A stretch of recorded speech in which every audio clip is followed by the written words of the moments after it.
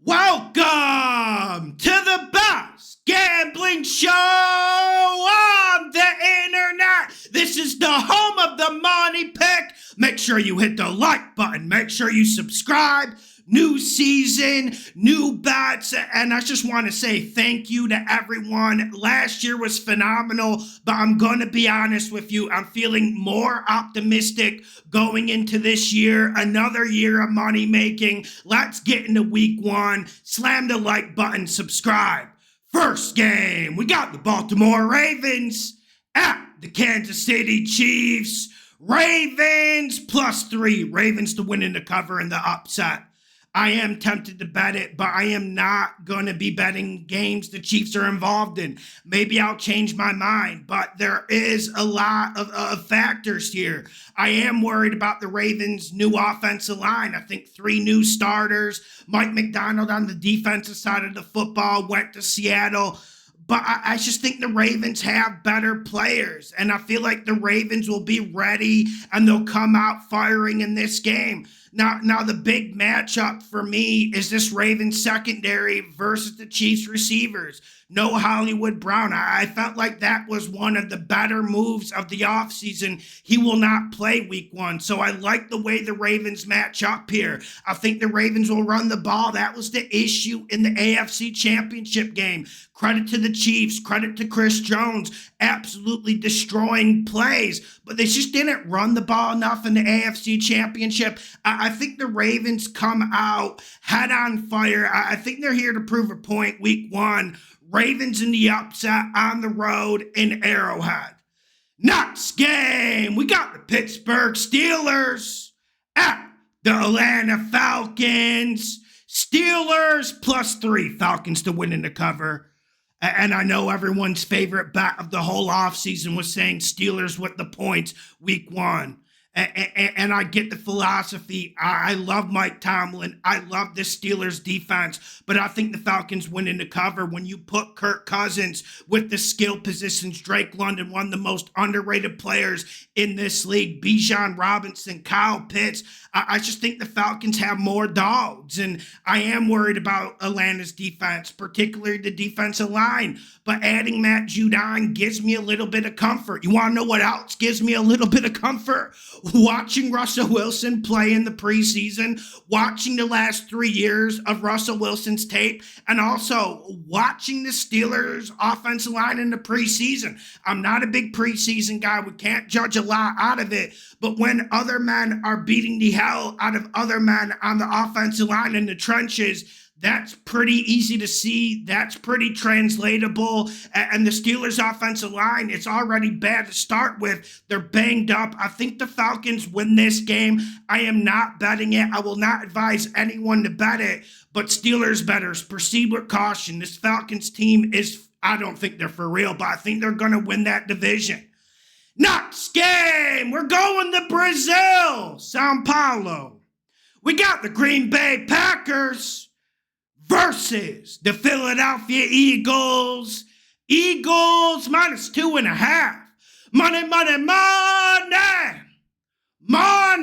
Sticking with my guns. Dog mentality, like Nick Sirianni will say. I get it, it's risky. You don't want to get against Jordan Love after his last 6-7 games last year. They were masterclass, and I'm not taking anything away from him. And I am worried about Jason Kelce not being the center for the Eagles anymore, but I still think this is a top 5 offensive line. And I think one aspect of that Eagles downfall that wasn't covered enough was Hurts had a knee injury week 7, week 8. He kept playing, but it really did take away his mobility. Now, I get why Packers fans, I get why there's a lot of Packers bettors that are bullish. Like, you get a new defensive coordinator. I've been hollering about that for 5-6 years. I think that will help the Packers defense. But overall, I just think this Eagles offense is more ready for the physical slugfest that it will be. I think this game is going to be more low scoring than people think. I know the NFL is going to advertise a high scoring shootout ready to come to you in Brazil, but I don't think it plays out that way. And I do like some of the additions the Eagles made to their defense. Look out for Bryce Huff in this game. A big matchup is the Packers offensive line versus this Eagles defensive line. I think the Eagles win this game in the trenches. It's not going to be pretty. Eagles to win in the cover with the -2.5. Make it a damn money pick. Next game, we got the Minnesota Vikings at the New York Giants. Vikings -1. Vikings to win in the cover. And I would say there isn't a lot of science here, but I think there is. You look at Malik Neighbors for the Giants. I'm excited. I know they lost Saquon Barkley, but I'm excited about Malik Neighbors coming into this league. But I am not excited about Daniel Jones. I've never been a defender of him, and I just don't think he's ready to play, man. I don't think he's ready for week 1. And I know the Vikings lost Danielle Hunter. I know that's going to hurt their pass rush. But a Brian Flores defense matched up against Daniel Jones, and I know the Giants made a lot of changes to the offensive line. They brought Alan Minor. I like that. But let's be real about something. I know it's easy to blame the fat guys when the quarterback goes down. But one thing, the main job of a quarterback for me is to help the offensive line and to have pocket presence. I just don't think Daniel Jones has that. On the other side, you have Sam Darnold. I am worried about the Vikings running game going into this year, but I think this Vikings offensive line is very good when it comes to pass blocking. And you have Justin Jefferson, and I think the weakness outside of the offensive line for the Giants, outside of quarterback and offensive line, I think this Giants secondary, I think they're a big weakness. I think the Vikings will exploit that. I think O'Connell outcoaches Daboll on the road. Sam Darnold. Next game, we got the Jacksonville Jags at the Miami Dolphins. Dolphins -3. Money. Interesting. This had the hook all offseason. Now we're down to -3. And I've had a little bit of roller coaster of emotions with Miami this offseason. When it started, I was kind of out on them, even though they made us bundles of money last year.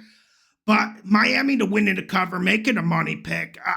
I don't trust this Jags defense. And I know they put a lot of resources in their defense. Look at their 2 defensive ends, Walker and Josh Allen Hines. Yes, they look good on paper. They do play good some games, but I always feel like this Jags defense fades in the second half of games, and then the blame goes on Lawrence. And one thing that is worrisome about the Jags team is I don't think they're going to be able to run the ball well.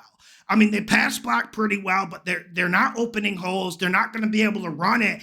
And I like this new look Miami defense. I think that Miami defense being healthy makes this team different. And do I need to go into Tyreek the Thrill Hill? Do I need to go into Jalen Waddle? I think the Miami Dolphins get to 27-30 here, and I'm not sure the Jags can keep up. Dolphins to win in the cover, make it a damn money pick. Make sure you get on Patreon, $5 a month. Every single bet I make is there. We got the executive table. You will get more information on that. Let's get this money. I'm excited for this year. Shout out to you guys. Next game, we got the Carolina Panthers at the New Orleans Saints. Panthers +4.5. Panthers to cover, Saints to win. This is a do not bet. But one has to think when you look at this game, both of these teams aren't good.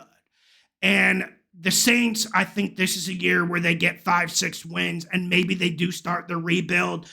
I do think Canales keeps this game close. I'm not a Bryce Young believer. I don't think Bryce Young is a starting quarterback in this league.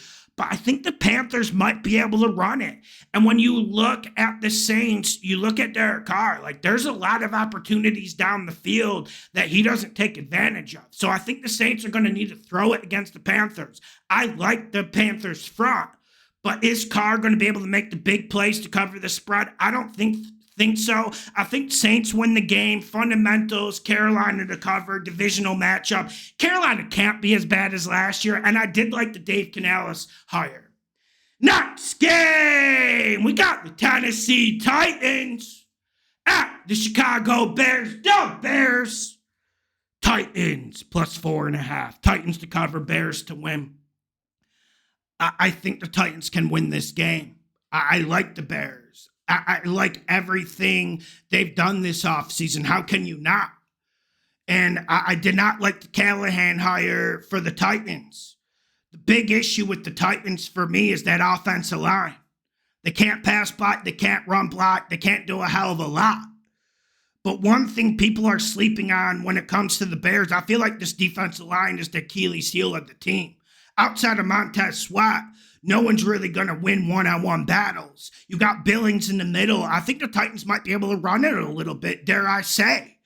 And when you put these options on the outside, when you got Ridley, when you got Boyd, when you got D-Hop, I know those guys are aging, but I do think that creates matchup issues. Now, you look at Caleb Williams. I know a lot of people were hyped about his preseason performance. Listen, he did show signs. I do think it's a bit over-exaggerated. I do think he will struggle a little bit. And I do think this Titans secondary is sneaky good. Like, we saw L'Jarius Sneed come over. But I think this Titans defense is going to be very competitive in this game. I think the Bears win it with a late field goal. But do not sleep on the Titans here. Titans to cover, Bears to win. Next game, we got the Houston Texans at the Indianapolis Colts. Texans minus 2.5. Texans to win in the cover. Listen, the Texans were a gravy train like the Lions were the past 3.5 years for us. And we're not going to get the same spreads or lines. And I do want people to have a little bit of caution with this. Am I low on the Colts? Absolutely. Do I think the Colts will struggle this year? I do. But week one, with Anthony Richardson healthy, is a dangerous opposition.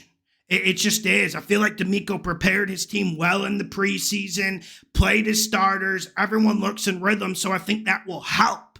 But still, Anthony Richardson is a joker card in this league as long as he stays healthy. Look at the week 2 film from last year, Colts Texans.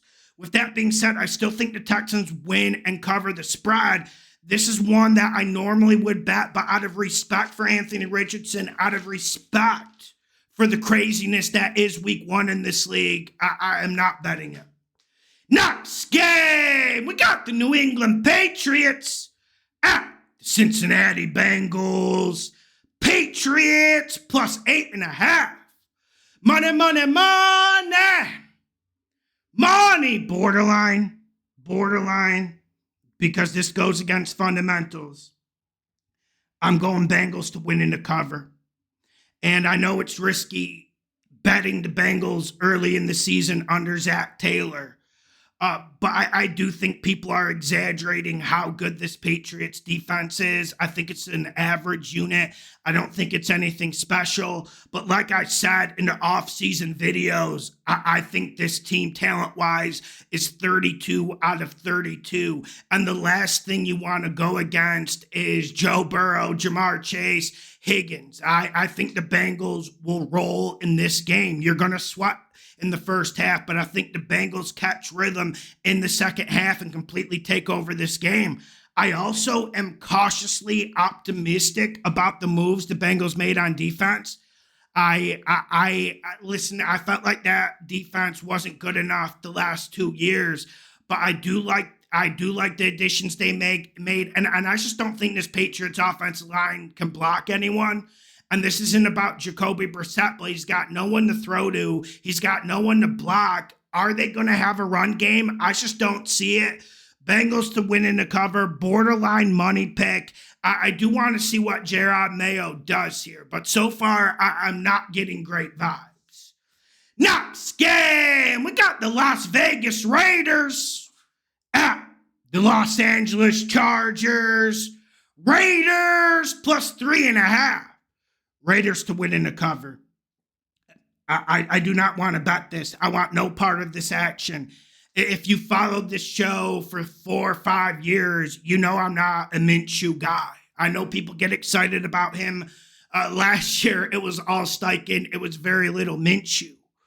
But when I'm looking at this situation, when I'm looking at this game, yes, Harbaugh, he's a very good coach. He's going to make this Chargers team better. But I think people are forgetting how much damage Brandon Staley did to this team schematically, but also they're underscoring how much damage was done to this overall roster. There's just not a lot of talent, especially on the defense. And I think the Raiders can run the ball this game, and I think they run the ball better. And I like this Raiders defense. I think they're going to play with high intensity, high physicality, and I do think they win the turnover battle.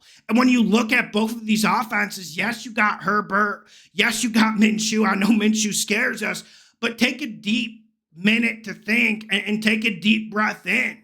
Which offense has more playmakers? Give me the Raiders in an upset. I don't want anyone betting it, but I do think we're getting a little bit too much Chargers hype, and we're forgetting the roster, specifically the defense. One of the worst secondaries I ever seen last year. Next game, we got the Arizona Cardinals, pew, pew, pew, at the Buffalo Bills. Cards +6. Bills to win in the cover. It kills me to do it. It kills me to do it because I think the Cardinals will surprise this year. And I do like this situation. You know, you're getting 6 points on the road, and Kyler Murray's got Wilson. He's got Marvin Harrison Jr. The offensive line looks a little bit better. I get it. But I just think the Bills win in the cover here. Firstly, I don't think we can put into words how much a quarterback like Josh Allen is worth. He can save this team even if the talent around him is extremely overrated. I don't like the receiving core. I feel like this defense isn't up to Bill's snub, isn't up to Sean McDermott's snub. But when you look at this Cardinals team, I look at them on defense. When Gardecki's your best pass rusher and you got a lot of journeymen and young guys on defense, I'm just not seeing the star that can put it together. And I think the Bills are the more consistent team this game. Give me the Bills to win in the cover. This one was tough. Next game, we got the Denver Broncos at the Seattle Seahawks. Broncos +5.5. Broncos to cover, Hawks to win. I'm excited about the Mike Macdonald hire. One of the few hires I got excited about this offseason. I do think the Broncos keep it close because I respect Sean Payton. I do think Bo Nix will struggle a little bit, but I still think this is a close game. And one worry I have with the Seahawks, firstly, their defense underperformed last year. I think they got a lot of talent over there, specifically young talent. I do think that takes a step up. But another issue I had was just red zone offense for the Hawks. Like, you remember that game against the Bengals at the Bengals on the road last year? That is just one microcosm of their red zone offense, and just them not playing good situational football. Is that Geno? Was that more Pete Carroll and his staff? We'll see. I don't want anything to do with this game. Give me the Broncos to cover, Hawks to win. Next game, we got the Dallas Cowboys at the Cleveland Browns. Browns -2.5. Money, money, money. Money. I like the Browns in this game. Browns to win in the cover. Make it a damn money pick. Now, let's go through the matchups. You have Deshaun Watson versus Dak Prescott. Yes, obviously that's a big dub for Dallas. But when you look at the rest of the supporting cast, when you look at how both of these teams are built, this is an extremely bad situation to back the Cowboys. Now, the Cowboys, what have they been the last 5-6 years? They've always had a top 5, top 7 offensive line. I think Tyron Smith leaving is a big issue. When you got a rookie at left tackle and the last 2 dudes you want to see in that situation on the road week 1 is Myles Garrett. That's just not what you want to see. And we know this Browns defense plays better at home. Now you look at the defense with Mike Zimmer of the Cowboys. I do get why Cowboys fans are optimistic about it. Zim has always been a good play caller in this league. But I do think this Cowboys team, I felt like the Bills laid out the blueprint last year. Run the ball down their throat and use play action, control the time of possession. And I think the Browns will do that. Also, for Dak, Dak takes a lot of criticism. But outside of CD Lamb, who the hell's he got to throw to? I mean, Brandon Cooks, I think Brandon Cooks is done, and we're not seeing any of these young options emerge. So, okay, you say, okay, Cowboys are going to run the ball. Well, how are they going to do that with Zeke Elliott? And biggest Dalvin Cook fan there is, but the Cowboys bringing him in, it smells like desperation. You can smell the desperation. Browns winning the cover, make it a damn money pick. Also, in the coaching battle here, give me Stefanski over Mike McCarthy. I absolutely love Stefanski in these situations. Browns roll, make it a damn money pick. Tom Brady's first game commentating. Let's get it, boys. Next game, we're going to Florida. We got the Washington no-names at the Tampa Bay Bucs. No names, plus 3.5. I got the Commanders to win in the cover on the road. Not a lot of science. I've been saying this whole offseason, I'm more excited about Jaden Daniels than I am Caleb Williams, especially if we factor in the first 4 or 5 weeks of the season. Now, you look at the Bucs, and they got Mike Evans, they got Chris Godwin, but I do think there's going to be a Baker Mayfield regression. I do think this defense is getting old at key areas. I do think this Bucs team is aging, and I'm not sure they replenished this. I'm not sure they spruced it up.